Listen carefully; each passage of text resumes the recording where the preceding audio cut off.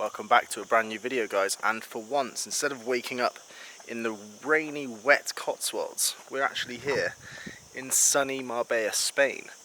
I thought I'd pick up the camera, bring it with me, film a little bit of content, do a little vlog, catch up with you guys. Thank you for your support on the last few videos.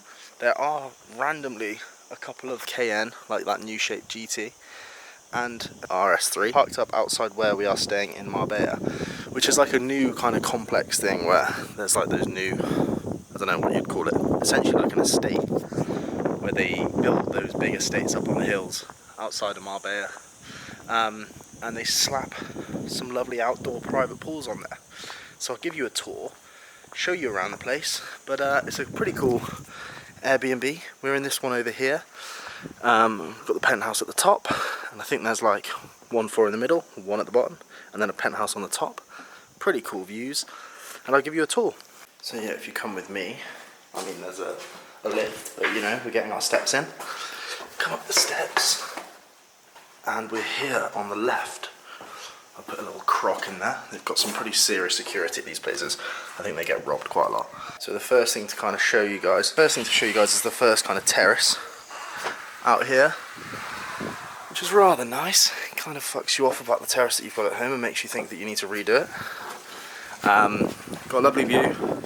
Like you can see the other duplexes, the other houses on the kind of duplex complex thing that we're at. There's a big kind of community pool down there as well. I guess maybe the bottom floor places don't have a pool.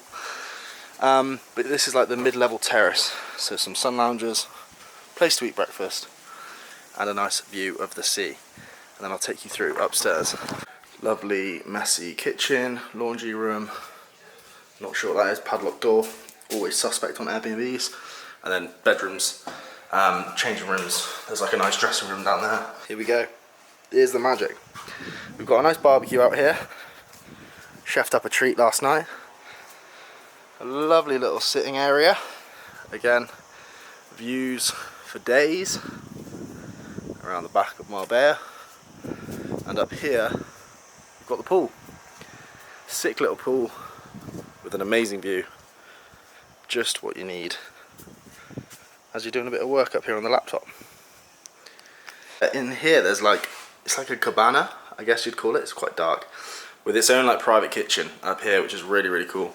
So we had dinner up here last night that I was chefed up on the barbecue, of course. It's extremely dark, apologies. But this is kind of where the magic happens. Well, not for me, but this is where the magic happens for most, I think. Up here, sun loungers, fucking sick view, and a nice little private spot. It's quite different to the last place we stayed at in Marbella, because we came here maybe a month or so ago for my friend's Matt's wedding, and we had like a much more private place a little bit further away, probably another 20 minutes out from Marbella. I think it was actually a little bit cheaper than this place, but it was massive. The pool was 10 times the size and much more private, but I think because we're a lot closer to Marbella, we're like 5 minutes or so away from Marbella, Porto Banús and stuff, I think because of that the pricing's a lot higher for where we're at. But it was a super last minute thing.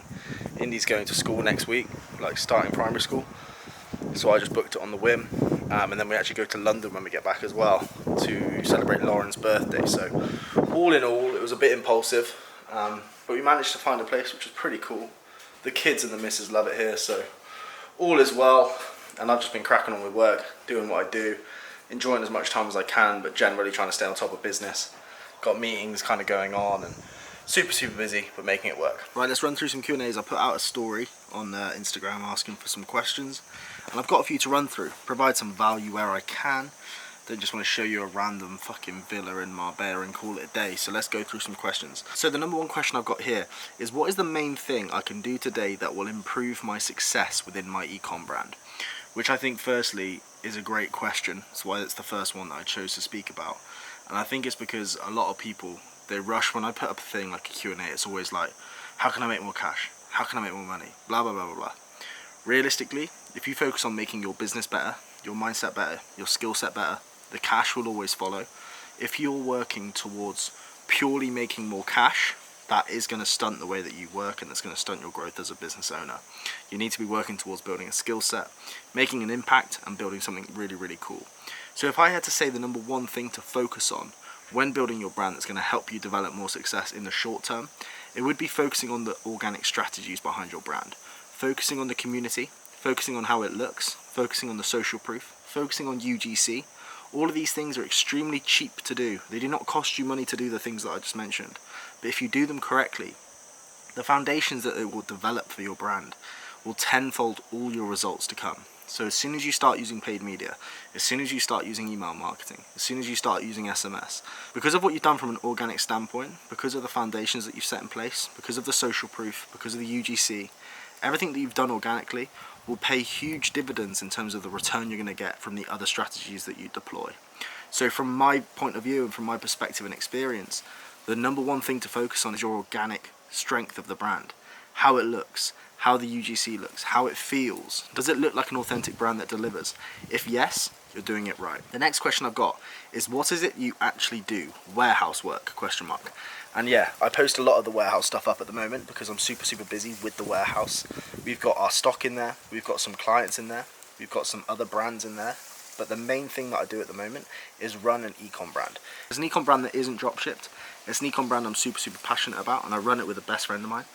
It's an e-com brand that's going to be massive. Already is massive in some people's kind of minds, but it's got so much further to go. We really are just getting started. We've been running it for less than kind of a year or so now. It hasn't been around for a long time. We only started taking it seriously in January. So that has kind of become a really big role for me and a big part of what I spend my time doing. Obviously, I also do a few other businesses as well. I've cut down a lot of my other stores that were running at less money. Now that this one's doing 400k or so a month, it's taking up a lot of bandwidth. So I've cut down a few things that I was doing to replace it with the time that I'm spending on this brand. But I'm also doing a few other things. So I've got a few other businesses that I don't really talk about or share much. They're not huge numbers, but they definitely contribute to my lifestyle and the way that I pay my bills, etc. So I do a few bits like within procurement, within consultancy, within marketing in general, and those things always help as well in terms of a few strings to the bow. But the main thing that I do is I run an e-com brand with a very close friend of mine, and we have around 6 to 7 full-time members of staff that work behind the scenes ensuring that that brand's a success too. The next question I've got, how much did I make in my last job and what was my highest salary? Which is a super interesting question, and it's something that's quite interesting to talk about. So in terms of what I've done in the past, some of you guys might know this, some of you might not if you're new to the channel on my Instagram, for example. But I've worked quite a large range of jobs. I'm only 27 and I quit my last job around 5, 6, 7 years ago. So I quit my last job when I was about 20. So I've been self-employed working for myself ever since.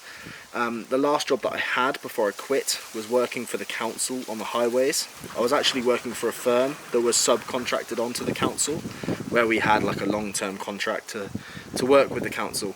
But I was doing a lot of pothole work, a lot of cutting back like hedges and bushes, emptying gullies and clearing out any blocked drains. We would also go around like the speed limit signs, and if they were covered in moss or dirt, I would have a brush and I'd fucking clean the signs. I was doing like working on the lollipop, stop and go when there's roadworks going on. Very menial tasks, way below where I see myself in my brain in terms of intelligence and what I should have been doing, but I stepped back from a better job. So I had a better job than that before, where I was working in an office. I was working for a distribution company, which lends itself to what I'm doing now with the warehouse side of things. But I was working as a kind of an account manager for a few brands in there, some really cool fitness brands in the UK. I was an account manager for on a distribution level. So I gained a good skill set there, and I was essentially working up a ladder. But I knew whilst I was building my brand there that I didn't have enough time. I couldn't spend enough time on my phone. I couldn't do what I needed to do. My brand that I was running at the time was making a bit of money, maybe a couple grand, few grand a month. I was probably making more revenue through the brand than I was at my job, but I wasn't confident enough to quit, and I hadn't had enough time on my phone because I was at this job that I was in an office. So I knew if I stepped back to an older role that I had before, working on the highways, that I would be able to spend more time in the van being a lazy fuck like half the people that are in that role. And I can say that because I've been there. So I knew if I stepped back, then I could obviously spend more time on my phone, therefore build up my brands quicker, therefore get to a point where I could scale and quit. And that's what I did. After around 3 to 6 months of going back into that role, I quit that job and then went full-time with my brand. Got me and Lauren a place to live, just rented, and we started kind of our new life, working for myself and building brands and going full, like all in, self-employed. So that was the last thing I did. In terms of my highest salary, I don't think I ever earned more than 360 quid a week. I think that was my highest ever salary that I got to working for someone else. So yeah, nothing groundbreaking, nothing crazy. This was obviously 6 or 7 years ago now, but yeah, the last thing that I was earning was around 300 to 360 pound a week, and that was the most I'd ever earned. And another question to kind of finish off these few little questions is, what should I sell? A lot of people come to me figuring out what to sell, why to sell it, how to sell it, and it's a massive sticking point for so many people. People spend fucking months and months trying to figure out what to sell, why to sell it, and then obviously how to sell it too. But people spend too much time trying to figure out what to sell. Like the niche idea, the whole figure out your niche, it takes people fucking months and months and months, and it doesn't need to, and it shouldn't do. And if you're letting it take that long, then you're doing yourself a disservice. The more time you spend in the trenches learning how to build, how to market, how to get people to spend their hard-earned money on your website, the more time you do spend doing that, the better you're going to become as a business owner. Spending time developing a niche idea, trying to think of something that hasn't been done before, trying to be fucking revolutionary. Spending time doing that isn't enhancing your skill within business, and it's not doing you kind of any good. It's going to help you choose something that you might be more passionate about than if you rushed it, but the amount of time you spent wasted trying to figure it out, you have done yourself a disservice. So when it comes to choosing what you sell, I like to keep it super simple. I like to sell in extremely validated niches. That means a niche that I know sells. People are in there, it's saturated, it's big, it's busy, it's a heavy old niche. People look at that in fear. They think, fuck, a women's clothing brand in today's day and age with how saturated it is. And I see it completely differently. I see it like, oh, a women's clothing brand where I can see exactly what's selling. I can track exact order volume of what stars are in at the moment. I can see exactly where these people are on social so that I can sort UGC like a piece of piss. I know exactly how to sell it because the sales strategy within these big validated niches are so replicable and easy to see. I see these big niches as an absolute no-brainer, and I think you should as well. So instead of spending months and months and months figuring out what to sell, instead look at some big large markets. See if there's any kind of consumer interest tie-in, or if there's anything within that niche that you can kind of relate to or understand. Because if you can come into a niche that's validated and profitable, and you're also a consumer in that niche, then you've won, because you know exactly what people are looking for. You are that person, you know how to sell to yourself, and by instilling that nature and that strategy within your brand, you're off to the races. However, I have sold many things that I do not wear, buy, or I'm not interested in myself. So it isn't the be-all or end-all. If you can sell something you're interested in, like I said, it will help, but it isn't the sticking point. It doesn't have to be. The main thing is getting stuck in and getting started and getting into the trenches and getting your fucking feet wet and getting busy. The store that you've spent the next kind of couple months working on and building and launching, it might not be the business that changes your life. It might not be your big break, but it will be the kind of catapult and the compound effect that will move you on to that big business that will be created in the future. My first store has been and gone years ago. That store I started with the ambition of that being the business that kind of changes my life and levels me up. It wasn't, but it was the foundational steps that got me into the business. Learned some strategy, made a load of mistakes, spent a load of money and fucked it all up. Made some money, made some profit. That first business that I thought would change my world doesn't even exist anymore, but it got me started and it got me moving and it got me to where I am today. So don't spend too long with the finer details. With the niche, look at what you're interested in, look at some kind of habits of yourself consumer-wise, but also look at big validated spaces that you know already sells. So yeah, I answered a few questions for you guys. I'm now going to jump back on the laptop. I've got one call to make and I've got about 30 minutes of admin to do, and then I'll pick up the camera and we'll go from there. Right, here she is, work block finished. I want you to tell me 3 things that you're excited about for why you're going to Big Girl School. What are the 3 things you're most excited for?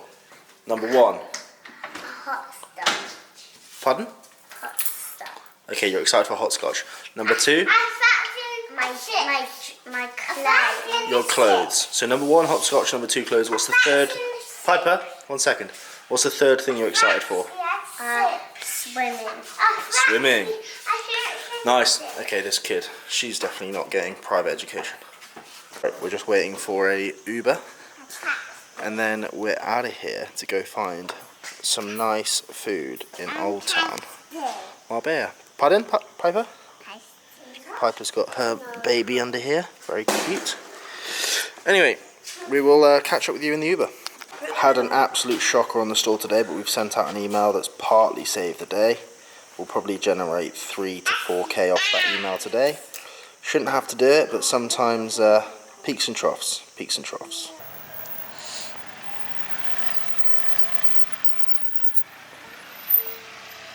Right. We're all in the back. Oh, in the back. The paella hunt begins. Let's see if we can find something moderately authentic, and we shall report back. Meal? What does that mean? We managed to find somewhere pretty authentic. It's actually where we came for food for Matt's kind of, not stag do, night before the wedding. We came to eat here. So we're going to get some good food, and I'll make sure to capture that too.